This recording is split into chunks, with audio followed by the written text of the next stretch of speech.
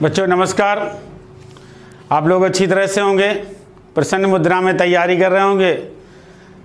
तो बच्चों आज हम आपको बहुत महत्वपूर्ण टॉपिक जो लेकर आए हैं, और वो टॉपिक जो है आपको यूपीएससी की परीक्षाओं से, लोक सेवा आयोग की परीक्षाएं, कर्मचारी चयन आयोग की परीक्षाएं, इसके अलावा अन्य वनडे एग्ज़ाम से जो परीक्षाएं हैं उनसे संबंधित जो है जो क्वेश्चन आते हैं, ये सब एक दो क्वेश्चन इससे ज़रूर मिलते हैं। तो इसी श्रृंखला में हम आपको भारतीय दर्शन की परंपरा से अवगत कराते हैं कि भारतीय दर्शन क्या हैं, कितने प्रकार के हैं और इनके मत क्या हैं, उनके मत प्रवर्तक कौन हैं, इन सब के विषय में आपको अवगत कराते हैं। तो आपको ले चलते हैं हम भारतीय दर्शन की ओर। भारतीय दर्शन में आपका जो है कहा जाता है कि भारत जो है प्राचीन काल से ही एक दैवीय लोक की परंपरा भारत में रही है, एक देव स्थानों की परंपरा रही है, एक सर्वगुण और निराकार ईश्वर की मान्यता रही है। इस कारण कहा जाता है कि भारतीय भूमि जो है वो दर्शनों की जन्म भूमि मानी जाती है, भारतीय दर्शन की जन्म भूमि मानी जाती है। और भारतीय दर्शन को जो है दो भागों में बांटा गया है। भारतीय दर्शन को दो भागों में बांटा गया या दो विचारधाराओं में बांटा गया, और दो विचारधाराओं में एक तो आ जाती विचारधारा आस्तिक विचारधारा और दूसरी नास्तिक विचारधारा।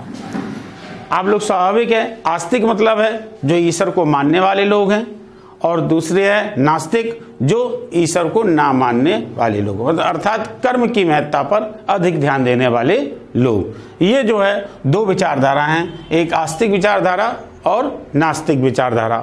भारतीय दर्शन में अगर पूछा जाए कि भारतीय दर्शन मुख्य रूप से कितने हैं, तो 6 आते हैं।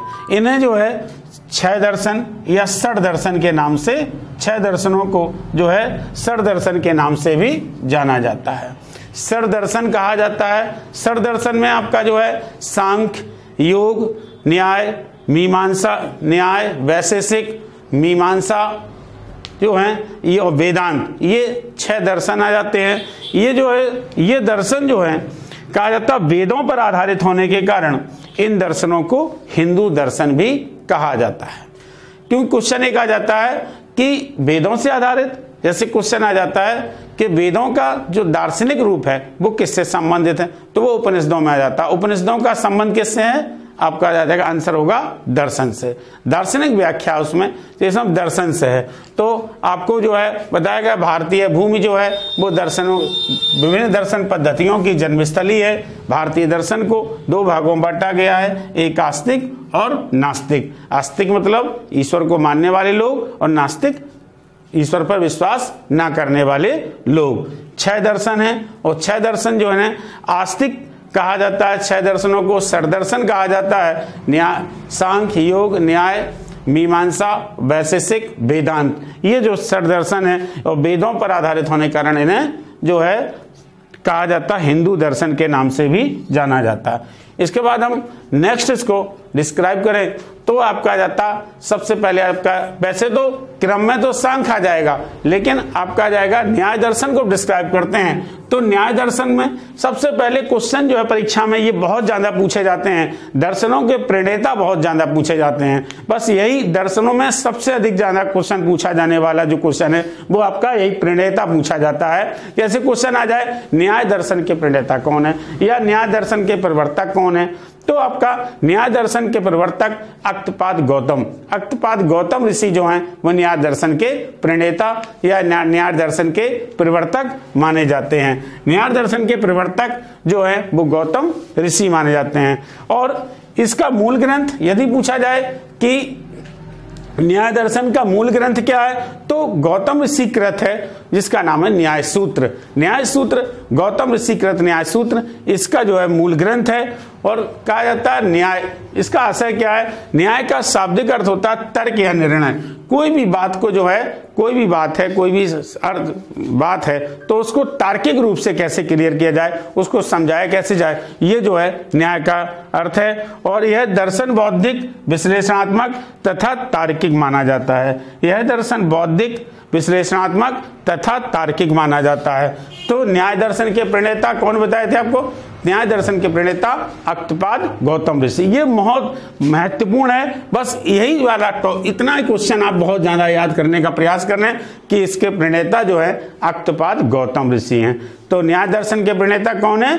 अक्तपाद गौतम ऋषि। इसके बाद हम जो है नेक्स्ट दर्शन की ओर चलते हैं। तो आपका वैशेषिक दर्शन, वैशेषिक दर्शन के प्रणेता जो है महर्षि कणाद माने जाते हैं। कणाद मतलब कणों को जोड़ने वाले लोग, कणों को जोड़ने वाला जिसे कणाद कहा जाता है। इस दर्शन के प्रणेता कणाद माने जाते हैं और इन्हें उलूक और कश्यप, इन्हें जो है उलूक और कश्यप के नामों से भी जाना जाता है। कणाद को जो है उलूक और कश्यप के नामों से भी जाना जाता है और वैशेषिक सूत्र इस दर्शन का मूल ग्रंथ माना जाता है। वैशेषिक सूत्र इस दर्शन का मूल ग्रंथ है और यह दर्शन विशेष नामक पदार्थ पर बल देता है। विशेष नामक पदार्थ पर बल देता है, उसकी विस्तृत व्याख्या करता है। विशेष नामक पदार्थ पर बल देता है। तो आपको वैशेषिक दर्शन के विषय बता दिया गया है। इसके बाद आपको जो है नेक्स्ट दर्शन की ओर चलेंगे। नेक्स्ट दर्शन आपका मीमांसा। मीमांसा को हम दो प्रकार से, इसको हम पूर्व मीमांसा भी कह सकते हैं, उत्तर मीमांसा भी। मीमांसा को दो पार्ट्स में कर दिया गया। क्वेश्चन आ जाता है वैसे मीमांसा दर्शन के मूल रूप पूछा जाए, अकेला मीमांसा आ जाए तो जैमिनी आ जाता है। इसके प्रणेता जो है वो जैमिनी है। लेकिन जब क्वेश्चन आ जाए पूर्व मीमांसा के कौन है और उत्तर मीमांसा के कौन है, तो पूर्व मीमांसा के प्रणेता जैमिनी आ जाते हैं और उत्तर मीमांसा के प्रणेता जो है वो बादरायण आ जाते हैं। बादरायण जो है उत्तर मीमांसा के प्रणेता माने जाते हैं। तो इस तरह मीमांसा दर्शन के प्रणेता या प्रवर्तक जो है जैमिनी थे। मीमांसा सूत्र इसकी प्रमुख ग्रंथ है। यह कहा जाता है वेदों का अपौरुषेय कहा जाता है। यह मत वेद को अपौरुषेय तथा नित्य मानता है। अपौरुषेय मतलब इसकी रचना देवताओं के मुख से हुई है, तो वेदों को अपौरुषेय, यह मत जो है वेदों का अपौरुषेय और नित्य मानता है। इस कारण से इसके जो है यह जो है देवताओं को ही सब कुछ मानता है। इस कारण इसका जो है प्रवर्तक माने जाते हैं वो जैमिनी। इस दर्शन का उद्देश्य जो है वो वैदिक कर्मकांडों की दार्शनिकता को सुनिश्चित करता है। वैदिक कर्मकांडों की दार्शनिकता को सुनिश्चित करता है। तो मीमांसा दर्शन, मीमांसा दर्शन के बाद फिर हम नेक्स्ट दर्शन की ओर चलते हैं। तो वेदांत दर्शन। वेदांत दर्शन वेदों का अंत जिसको कहा जाता है। वेदों के अंतिम भाग कौन है? वेदों के अंतिम भाग अगर पूछा जाए तो आप कहा जाता वेदों के अंतिम भाग, वेदों के अंत में जो लिखा गया वो आप क्या जाते हैं उपनिषदों का आ जाता है, इसलिए उन्हें वेदांत कहा जाता है। तो वेदों का ज्ञान मार्गी अंश जो होता है वो वेदांत कहलाता है। उपनिषद, गीता तथा बादरायण कृत वेदांत सूत्र ही इस दर्शन का मूल आधार माना जाता है। इस दर्शन का मूल आधार यही माने जाते हैं उपनिषद, गीता तथा बादरायण कृत वेदांत सूत्र इस दर्शन का मूल आधार माना जाता है। इसके बाद जो है आपको हम योग दर्शन, ये बहुत पूछा जाता है योग दर्शन। योग दर्शन आ जाए, योग दर्शन के प्रणेता पूछा जाए तो पतंजलि। योग दर्शन के प्रणेता पतंजलि हैं और पतंजलि इस दर्शन का मूल ग्रंथ पूछा जाए तो पतंजलि कृत योग सूत्र, पतंजलि कृत योग सूत्र इस दर्शन का मूल ग्रंथ माना जाता है। इस दर्शन के केंद्र में चित्र का विस्तृत अध्ययन है जिसका निर्माण मन, बुद्धि और अहंकार से मिलकर होता है। मन, बुद्धि और अहंकार से मिलकर होता है। यह दर्शन सांख्य दर्शन का व्यवहारिक पक्ष माना जाता है। यह दर्शन सांख्य दर्शन का व्यवहारिक पक्ष माना जाता है।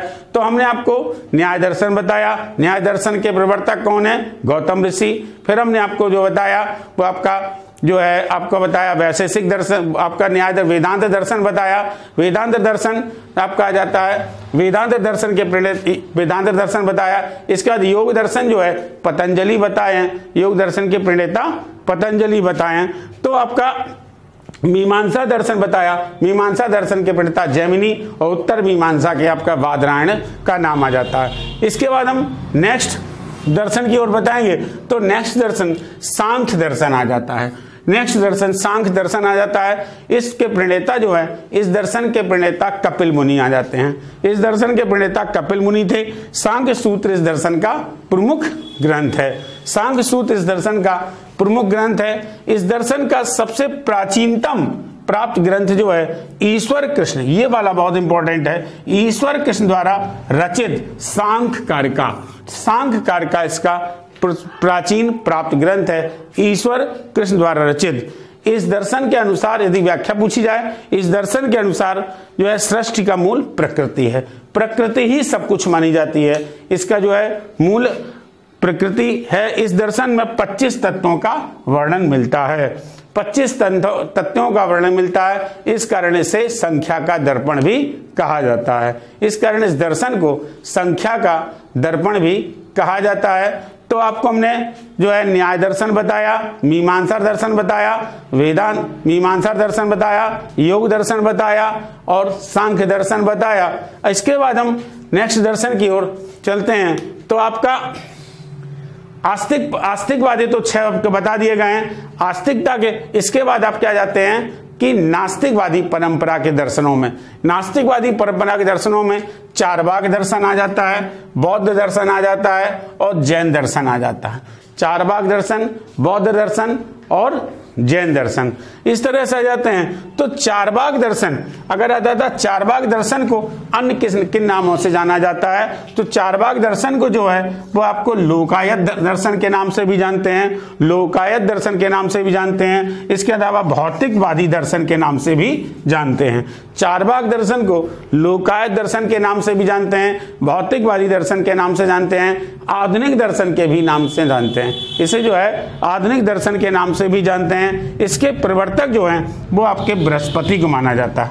इसका प्रवर्तक बृहस्पति को माना जाता है। और यह जो आधुनिक दर्शन इसलिए कहा जाता है, इसका जो मूल मंत्र है, जब तक जियो सुख से जियो, अर्थात खाओ पियो और मौज करो, खाओ पियो और मौज करो, जब तक जियो सुख से जियो। इसका जो है मूल ग्रंथ माना जाता है, इसका मूल मंत्र माना जाता है, खाओ पियो और मौज करो।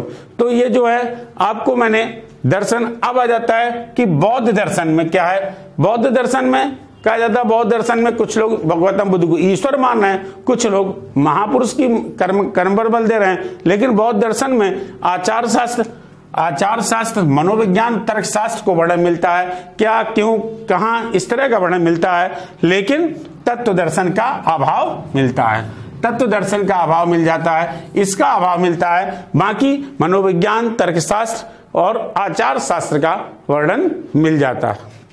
जैन दर्शन में आ जाए, बिल्कुल मिलता जुलता दर्शन है जैन दर्शन और बौद्ध दर्शन, दोनों अहिंसावादी हैं। इस कारण माना जाता है आचार, इसमें भी आचार शास्त्र, मनोविज्ञान, तर्कशास्त्र का वर्णन मिलता है। लेकिन इसमें तत्व दर्शन का अभाव माना जाता है। तत्व दर्शन का मतलब, इसमें तत्व दर्शन का आशय होता है कि सब कुछ ईश्वर को ही सौंप दिया, जो ईश्वर करेगा वो ही हम करेंगे, हमारा मतलब हमारा कुछ नहीं है।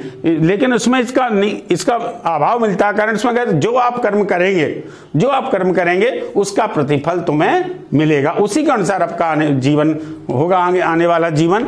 इस कारण जो है इसमें इसका अभाव माना जाता है। तो आपको मैंने जो है दर्शनों के विषय में बताया, तो हमने आपको भारतीय दर्शन के विषय में बताया। आपके मुख्य रूप से षड दर्शन बताए जाते हैं, मुख्य रूप से भारतीय दर्शन षड दर्शन है। और षड दर्शनों में आपका जो आ जाता है वो आपके न्याय दर्शन, सांख्य दर्शन के प्रणेता कौन थे? कपिल मुनि। सांख्य दर्शन के प्रणेता कपिल मुनि। और ऐसे भी आप कह जाते हैं सांख्य दर्शन के प्रणेता कपिल मुनि।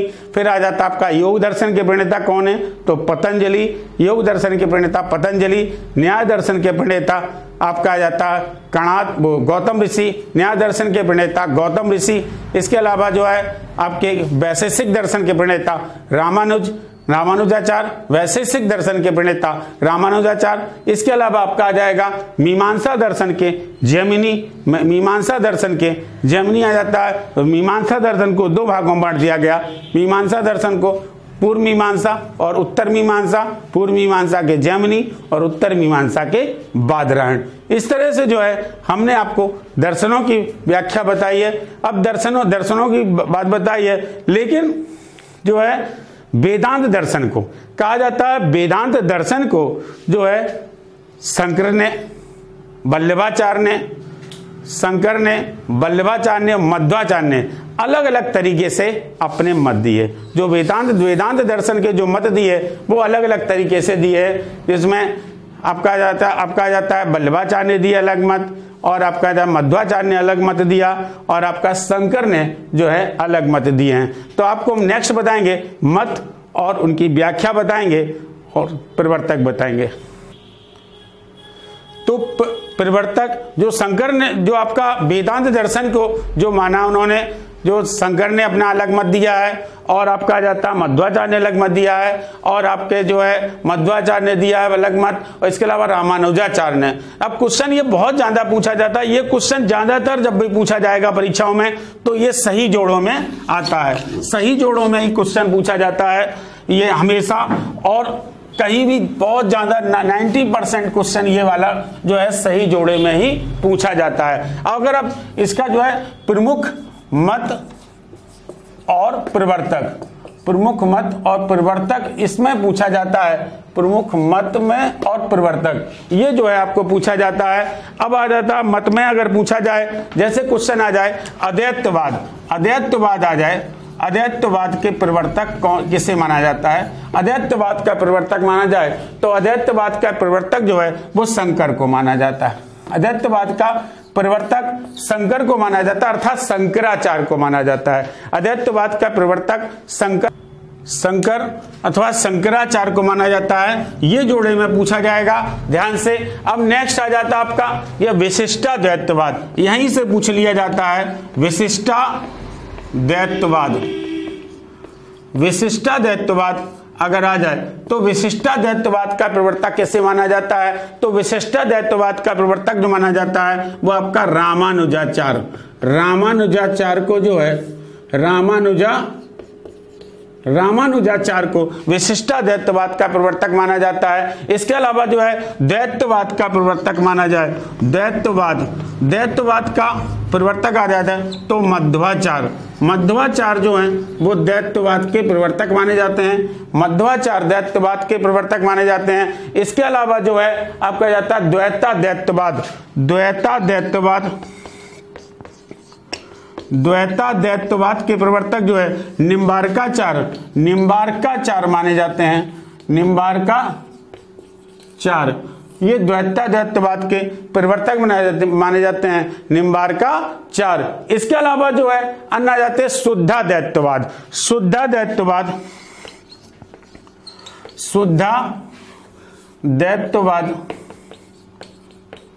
शुद्धाद्वैतवाद के प्रवर्तक अगर आ जाए तो शुद्धाद्वैतवाद के प्रवर्तक वल्लभाचार्य माने जाते हैं, वल्लभाचार्य। ये मुख्य रूप से, वैसे तो अन्य है लेकिन मुख्य रूप से इन्हीं का मान पूछा जाता है। ये ध्यान रखना, ये हमेशा इसी तरह से क्वेश्चन आ जाता निम्नलिखित में से कौन सा सुमेलित नहीं है, तब आपको कोई ना कोई इसमें से रॉन्ग होगा, इसमें से आपको समझना पड़ेगा। अद्वैतवाद के प्रवर्तक शंकराचार्य अथवा शंकर आ जाता है, विशिष्टाद्वैतवाद के रामानुजाचार्य, द्वैतवाद के मध्वाचार्य और द्वैताद्वैतवाद के निम्बार्काचार्य और शुद्धाद्वैतवाद के वल्लभाचार्य। लेकिन अब यहां से आ जाता है इसका आशय क्या, अद्वैतवाद का आशय क्या है, तो इसमें कहा जाता है अद्वैतवाद के आशय में आ जाता है परम सत्ता निर्गुण और निराकार सत्य है। ईश्वर मतलब निर्गुण है और निराकार सत्य है, ईश्वर अजन्मा है, ईश्वर सर्वगुण संपन्न है और ईश्वर के द्वारा ही हमें सब कुछ प्राप्त होता है, इसलिए उन्होंने अद्वैतवाद इसका आशय है परम सत्ता, ईश्वर जो परम सत्ता निर्गुण और निराकार सत्य है। इसके बाद आपका कहा जाता है विशिष्टाद्वैत, इसकी व्याख्या क्या है, विशिष्टाद्वैतवाद जिसके प्रवर्तक रामानुजाचार्य थे, इसकी व्याख्या जाती है ब्रह्मा समस्त सद्गुणों का साकार रूप है, ब्रह्मा समस्त सद्गुणों का साकार रूप है।